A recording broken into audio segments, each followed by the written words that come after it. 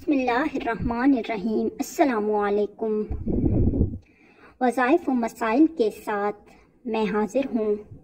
दुआ है अल्लाह ताला आप सबको अपनी हिफ्ज़ व अमान में रखे। आज मैं लाई हूँ आपके लिए एक और वजीफ़ा, शोहर को ताबेदार और शोहर के दिल में अपनी मोहब्बत लाने का अमल। आपने एक गिलास पानी लेकर उसमें या वदूदो जल्ल जलालुहु 21 मरतबा पढ़कर दम करना है। और जब भी शोहर आपसे पानी मांगे आपने वो पानी उसे पिलाना है।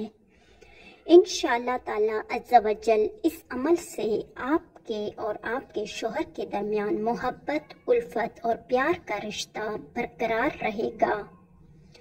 इस अमल की सबको इजाज़त है। मज़ीद वज़ाइफ के लिए हमारे चैनल को सब्सक्राइब करें। शुक्रिया। और कमेंट में हमें बताएं कि आपको किस तरह के वज़ाइफ चाहिए।